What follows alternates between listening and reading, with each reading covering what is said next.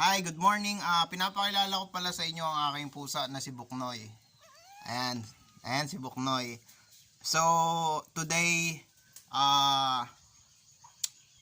January 22, eksaktong 2 months old sila. Ayan, 60 days old Persian kitten. Ayan, so sobrang quality So sa mga sa mga gustong mag-mine nito, pa-mine na lang. Ayan, sobrang cute. Ayaw ko sana siyang ibenta kaso lalaki naman siya. Syempre hindi ko din siya pwedeng i-breed sa mga kapatid niya at saka sa nanay niya.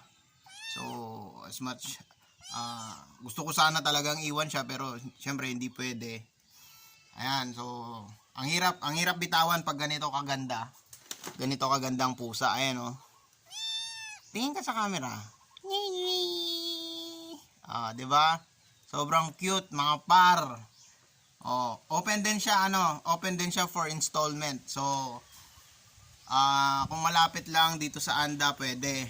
Pag malayo siguro medyo magsi-CI tayo ng konti para syempre hindi tayo ma-scam.